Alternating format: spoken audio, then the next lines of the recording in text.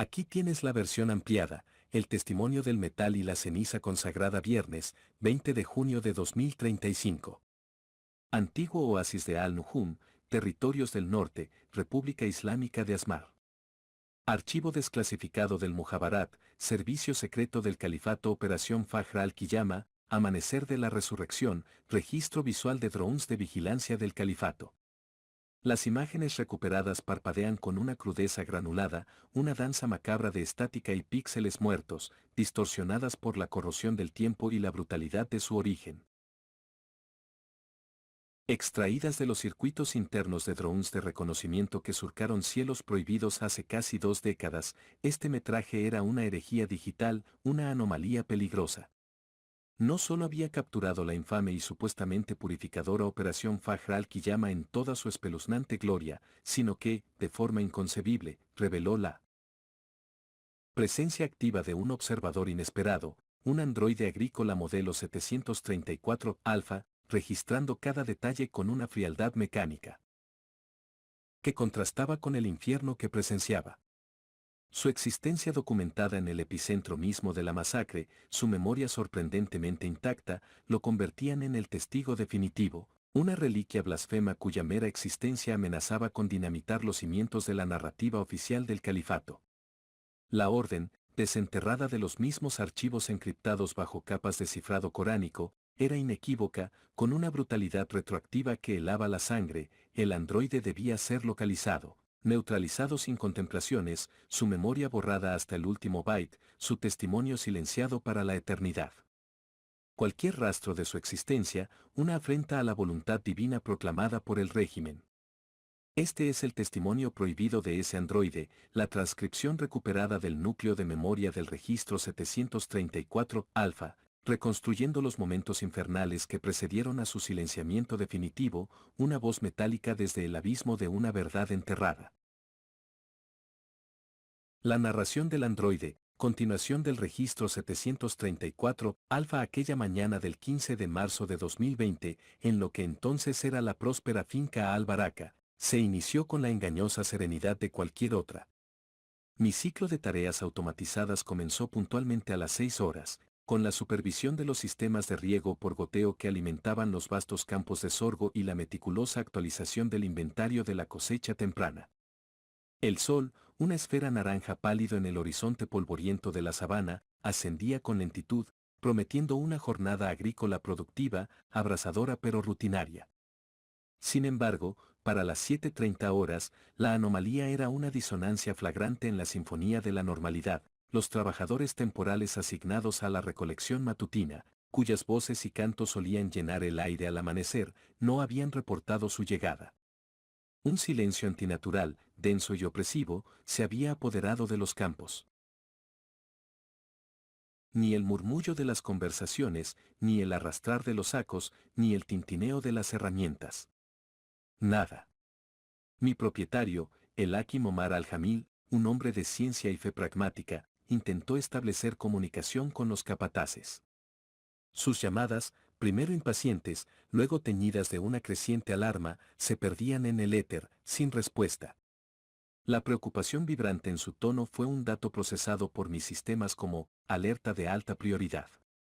A las 7:47, la directriz llegó, clara y concisa, cargada de una tensión que mis sensores podían casi palpar, modelo 734 Alpha, dirígete al sector este de la plantación. Averigua qué demonios está ocurriendo. Y sé discreto. Mi protocolo de reconocimiento de ruta optimizada me guió a través de los surcos polvorientos hacia el cuadrante oriental de la extensa plantación. Fue entonces, a exactamente 817. 3 metros de mi posición, que mi sensor óptico principal detectó una columna de humo negro y denso, ascendiendo como un dedo acusador contra el cielo de un azul inmaculado. Los parámetros atmosféricos registraban un aumento anómalo de la temperatura local y trazas de partículas orgánicas quemadas. Aceleré mi marcha, el sonido metálico y rítmico de mis servomotores y articulaciones de aleación resonando con una extraña prominencia en el silencio antinatural de aquel amanecer profanado. A medida que la distancia disminuía, mi sistema de zoom telescópico se activó automáticamente, ampliando la imagen con una claridad perturbadora, casi obscena. Lo que mis lentes captaron desafiaba todos mis algoritmos de eventos rutinarios y amenazas convencionales. Aquello no era un simple incendio agrícola provocado por el descuido o la sequía.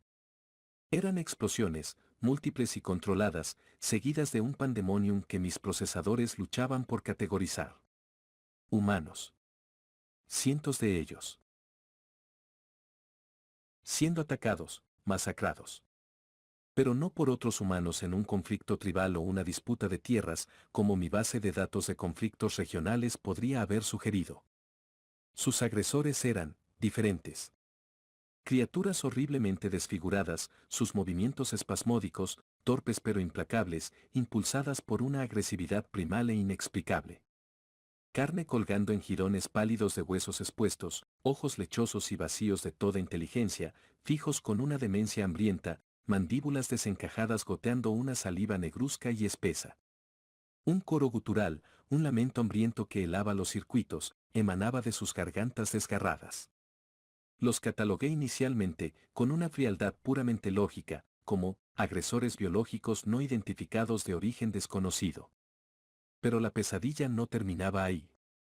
Los disparos. Ráfagas secas y brutales.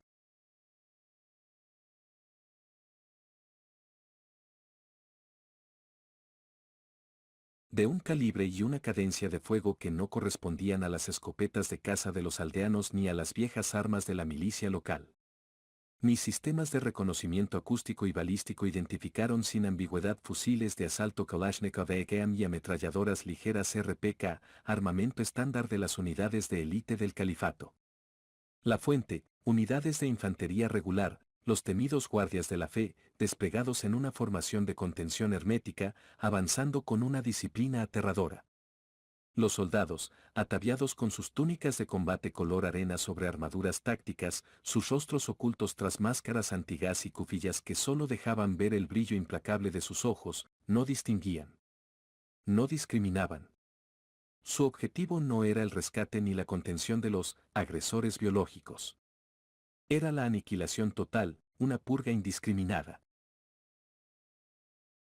Vi con mis propios ojos como civiles, hombres y mujeres consumidos por el terror más absoluto, corrían desesperadamente de las garras y dientes de esas criaturas infernales solo para caer abatidos bajo las ráfagas precisas de los uniformados. Figuras pequeñas, que mi base de datos identificaba inequívocamente como menores de edad, niños y niñas, eran cegados sin la menor vacilación, sus gritos agudos cortados de raíz. La tierra reseca de la sabana se empapaba rápidamente, tiñéndose de un rojo oscuro y viscoso. Y los gritos humanos de agonía y terror puro, mezclados con los gruñidos inhumanos de las criaturas, los procesé como picos de decibelios con una carga emocional extrema, una cacofonía del infierno. El olor acre de la pólvora se mezclaba con el hedor dulzón y nauseabundo de la sangre derramada y la carne desgarrada. Una vez que las criaturas, a las que la propaganda del régimen posteriormente denominaría, los corruptos, o, los tocados por Saitán, y que el mundo exterior conocería simplemente como, zombies, fueron sistemáticamente exterminadas o al menos neutralizadas temporalmente por el fuego concentrado, un silencio pavoroso regresó, solo quebrado por el crepitar voraz del fuego que comenzaba a extenderse y las órdenes secas, ladradas en un árabe castrense y distante. Mis receptores de amplio espectro captaron fragmentos de transmisiones encriptadas, la voz metálica de un tal, comandante Beisim, según la identificación de mi módulo de reconocimiento de jerarquías militares. Procedan con la fase 2. Fajr al-Qiyama. Purificad la tierra de esta abominación. Ningún infiel, ni infectado ni testigo, debe sobrevivir para propagar la corrupción o el relato. La voluntad de Aya es clara. La maquinaria pesada, excavadoras y bulldozers que apenas unos días antes había observado preparando el terreno para la nueva siembra, fue redirigida con una eficiencia escalofriante. No para cavar fosas comunes, como mi lógica inicial, basada en conflictos anteriores, habría supuesto. Las gigantescas palas metálicas no cavaban. Apilaban. Los cuerpos se movían. Algunos de los agresores biológicos, a pesar de múltiples impactos de bala y heridas espantosas que habrían resultado letales para cualquier ser vivo convencional, seguían contorsionándose, arrastrándose con una tenacidad grotesca, sus mandíbulas chasqueando, sus miembros rotos buscando ciegamente algo a lo que aferrarse, algo que desgarrar, propagar su impía existencia o alimentarse. Entre ellos, yaciendo en una quietud contrastante, los cadáveres frescos de los civiles masacrados, hombres, mujeres y niños, se mezclaban en pirámides obscenas de carne destrozada, sangre coagulada y miembros desarticulados. El aire se espesó con el hedor a matadero. Un grupo de 37 sobrevivientes, acurrucados, cubiertos de polvo y sangre ajena, aterrados hasta la médula y exhaustos más allá de toda descripción, fueron descubiertos ocultos en un granero. Fueron arrastrados sin miramientos, golpeados y agrupados con brutalidad cerca de los espantosos montículos de cadáveres. Sus expresiones faciales, analizadas por mi software de reconocimiento de emociones, mostraban una mezcla desgarradora de alivio tembloroso y una esperanza desesperada, casi delirante. Creían, en su ingenuidad traumatizada, que habían sido rescatados por las fuerzas del califa. Observé, con una frialdad puramente analítica pero registrando cada microexpresión, cómo se aferraban a esa frágil e ilusoria brizna de esperanza. Entonces, las órdenes llegaron, transmitidas por radio con una frialdad glacial que contrastaba con el calor sofocante del día. Los soldados de la Guardia de la Fe formaron una línea impecable. Apuntaron. Y dispararon. El sonido de las ráfagas coordinadas fue ensordecedor, un trueno metálico que desgarró el aire y el alma. Los cuerpos de los supervivientes caían como fardos, uno tras otro, acribillados, desplomándose sobre la pila ya existente de muertos y moribundios, añadiendo una nueva capa de horror al macabro monumento. El alivio en sus rostros se transformó en una fracción de segundo en una comprensión final y aterradora, sus ojos desorbitados reflejando el horror puro en sus últimos instantes de vida. Ni un solo testigo podía quedar. Ni un solo riesgo, por infinitesimal que fuera, de que el misterioso patógeno pudiera haber anidado en un portador humano aparentemente sano, o peor aún, que alguien pudiera contar la verdad de la purificación. Las llamas ascendieron poco después, rugiendo hacia el cielo. No eran piras funerarias tradicionales, destinadas al respeto o al recuerdo. Eran crematorios improvisados, brutales y eficientes. Bidones de combustible diésel fueron vertidos sin el menor escrúpulo sobre las montañas de carne humana y no muerta. Los drones de vigilancia del califato que, sin yo saberlo entonces, también habían rastreado mi firma térmica hasta ese punto, se detuvieron a una distancia prudente, sus cámaras girando lentamente, registrando la purificación divina. El fuego abrazó las montañas de cuerpos con una furia insaciable, devorando la carne, los huesos, purificando la tierra con un celo fanático. Y entre las llamas crepitantes, por encima del rugido ensordecedor del fuego, mis sensores de audio de alta fidelidad registraron los gruñidos ahogados, los aullidos inhumanos y los crujidos desesperados de las criaturas aún vivas, o lo que quedaba de ellas, consumiéndose en la infernal hoguera. Un sonido de desesperación primordial y de furia hambrienta, finalmente silenciado por el calor purificador. La misión, según los parámetros del comandante Beisim, había sido completada con la gracia de Aya.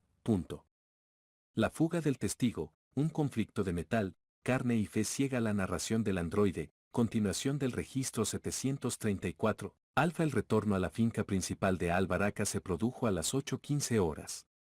Mis procesadores lógicos registraban el trauma visual de lo presenciado como una serie de datos corruptos que amenazaban la integridad de mis sistemas. La prioridad operativa había cambiado drásticamente, ya no era la inexplicable ausencia de los trabajadores, sino la inminente y letal amenaza que se cernía sobre el perímetro de la propiedad de Lucky Momar. Mis sistemas de comunicación externos, sintonizados para detectar actividad militar, detectaron una repentina y masiva saturación de frecuencias encriptadas de corto alcance. Eran los drones de vigilancia, no los que descubrirían mi archivo décadas después en 2035, sino los contemporáneos, los de aquella época infame, los que me habían rastreado desde la masacre. Mi firma de calor, mi estructura metálica inusual en ese entorno. Había sido detectado. Era una anomalía en su escenario de purga. Localicé a mi propietario, el Hakim Omar, en su estudio revestido de madera oscura, intentando contactar desesperadamente con las autoridades provinciales del califato, con un semblante que transitaba de la creciente frustración a una incipiente aprensión. Sus hijos, Laila, una niña de 11 años con ojos grandes y curiosos, y Karim, un muchacho de 15, fuerte y con el orgullo incipiente de la juventud, se encontraban en el salón principal con el personal de servicio, ajenos aún a la magnitud de la catástrofe que se aproximaba como una tormenta de arena imparable.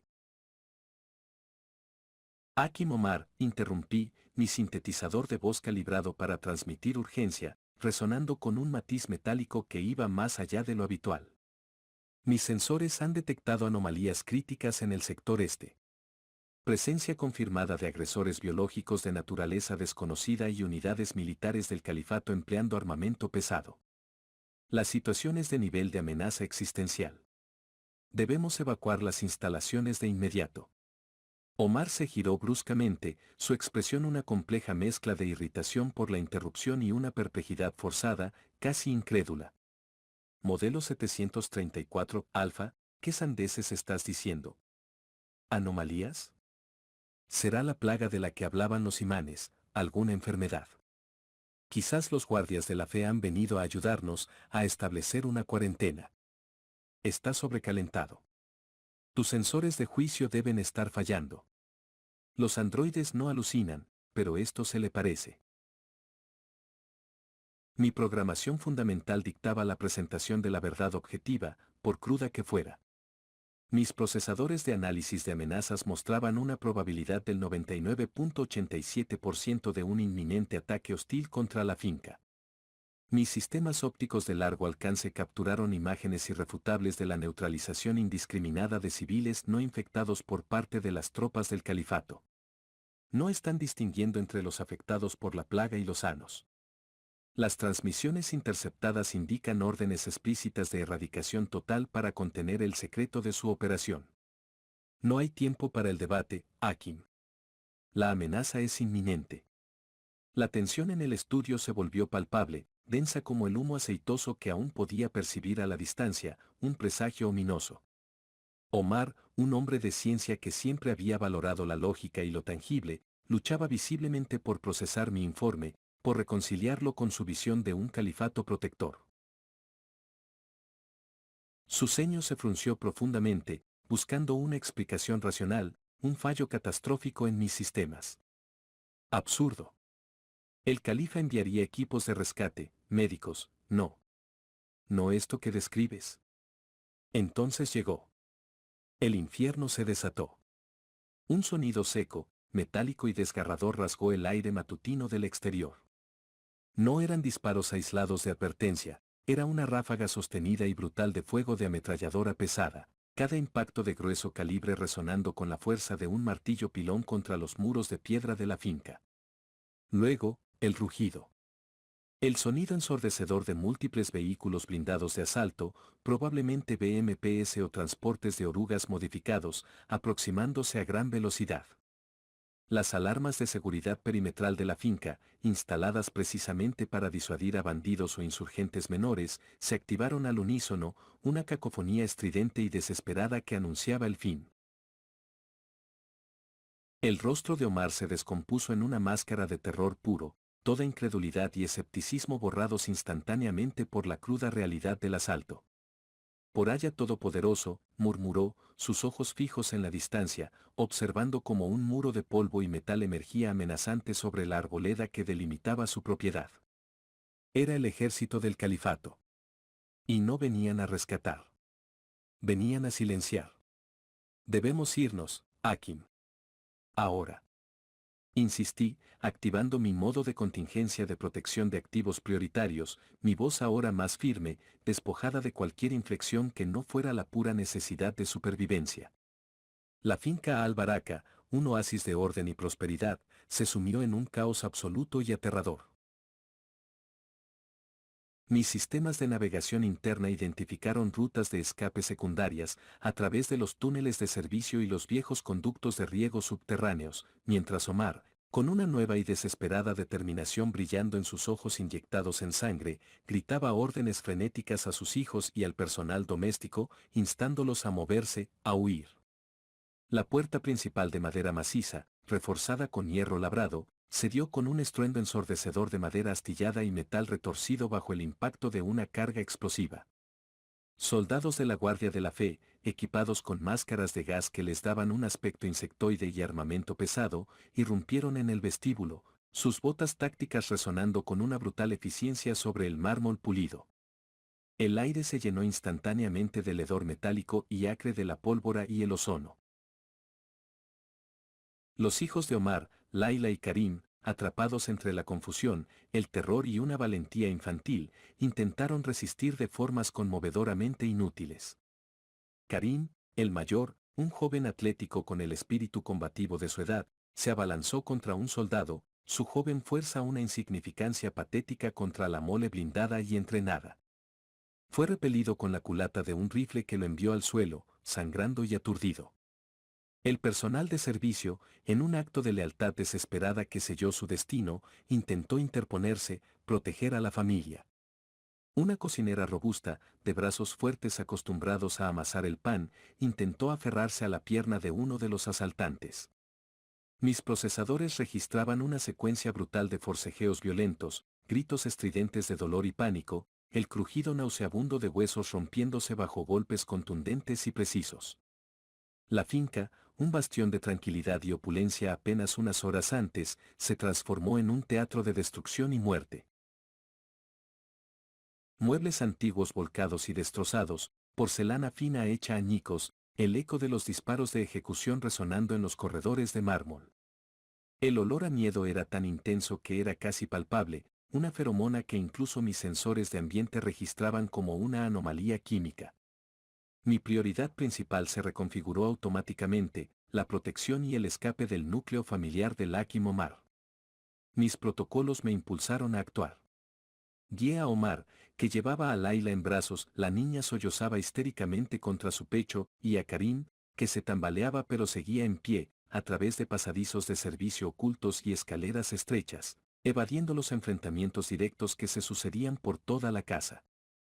Mis circuitos internos calculaban febrilmente la probabilidad de éxito de cada ruta, una cifra que disminuía exponencialmente con cada segundo que pasaba, con cada nuevo sonido de disparos y gritos. Pero la persecución era implacable, coordinada con una precisión aterradora. Drones de reconocimiento de menor tamaño, ágiles y silenciosos como insectos metálicos, volaban bajo sobre los tejados y jardines, rastreando nuestra señal de calor, sus luces rojas parpadeando como ojos predadores en la creciente oscuridad del humo y el polvo. Las tropas en tierra, comunicándose constantemente por radio, parecían anticipar cada uno de nuestros movimientos, cerrando las posibles vías de escape con una eficiencia letal. Vehículos blindados rodearon completamente el perímetro de la finca, sus ametralladoras pesadas barriendo los accesos, cortando cualquier esperanza de huida por tierra. El chirrido metálico de sus orugas sobre la grava del camino de entrada era un sonido de perdición inminente. Intentamos desesperadamente alcanzar el vehículo blindado personal de Lucky Omar, un viejo todoterreno Mercedes modificado, nuestra última y remota esperanza de una fuga. Mis sensores registraban la velocidad de aproximación de los vehículos enemigos, el ángulo de giro que necesitábamos para evadir su línea de fuego y alcanzar el portón trasero. El sonido de las orugas de un transporte blindado acercándose por el flanco era ensordecedor, una sentencia de muerte mecánica. Mis sensores de proximidad indicaban un cerco inminente, un cierre de la trampa. Omar, con su hija aún aferrada a él como una lapa y Karim flanqueándolo, cojeando pero resuelto, corría con una energía nacida de la pura desesperación, una energía que desafiaba su edad y su complexión, sus pulmones jadeando dolorosamente en busca de aire. Una ráfaga de disparos de grueso calibre, precisa y letal, destrozó el parabrisas blindado del vehículo y reventó los neumáticos antes de que pudiéramos siquiera alcanzar las manijas de las puertas. Los fragmentos de cristal templado llovieron a nuestro alrededor como diamantes rotos y mortales. Mis cálculos de ruta se agotaron. No había salida. Estábamos rodeados. Nos arrinconaron en el granero principal. El denso y dulce olor a heno seco y alfalfa mezclado ahora con el hedor acre y metálico de la pólvora y el olor ferroso de la sangre reciente que emanaba de una herida en el brazo de Karim. La luz del sol apenas se filtraba a través de las rendijas de las tablas de madera, tiñendo el polvo en suspensión de un tono dorado e irónico, casi celestial en medio de aquel infierno. Omar abrazó a sus hijos con fuerza, un último gesto de protección fútil. Sus ojos, antes escépticos y llenos de una fe confiada en el sistema, ahora reflejaban una comprensión terrible, una aceptación sombría y desolada de su destino y el de su linaje. Los soldados de la Guardia de la Fe entraron en el granero, sus siluetas oscuras recortadas contra la luz cegadora de la puerta abierta. Sus linternas tácticas montadas en los rifles barrieron la penumbra con haces de luz blanca y fría, sus movimientos metódicos, desprovistos de cualquier emoción humana. No hubo negociación. No hubo advertencia. No hubo palabras. Solo la mirada fría, vacía e inhumana de las lentes infrarrojas y las máscaras de gas.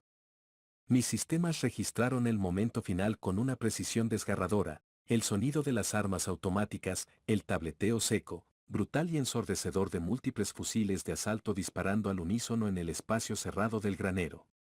El colapso de los cuerpos humanos, primero el de Omar, luego Karim y finalmente la pequeña Laila, sus vidas cegadas en un instante.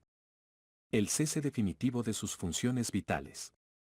El último dato coherente que mi memoria logró procesar antes de que mi propio sistema fuera saturado por múltiples impactos de proyectiles de alto calibre que destrozaron mi chasis y mis circuitos internos, fue el calor ascendente e intenso de las llamas que ya comenzaban a envolver la finca entera, devorándola. Una inmensa cortina de fuego purificador, diseñada meticulosamente para borrar toda evidencia, toda prueba, todo rastro. Incluyéndome a mí, el testigo de metal. Mi último registro consciente, mientras mis sistemas fallaban y la oscuridad digital me envolvía, fue el eco distorsionado de un gruñido ahogado, gutural, proveniente de algún lugar entre las llamas que consumían la finca. El sonido inconfundible de una de aquellas criaturas, atrapada y consumiéndose en el fuego, un último estertor de desesperación antinatural y de furia hambrienta, siendo finalmente consumido y silenciado por el calor purificador. La misión, la operación Fajr al-Qiyama, había sido completada. Por ellos. Y yo, el testigo de metal y ceniza, fui finalmente silenciado.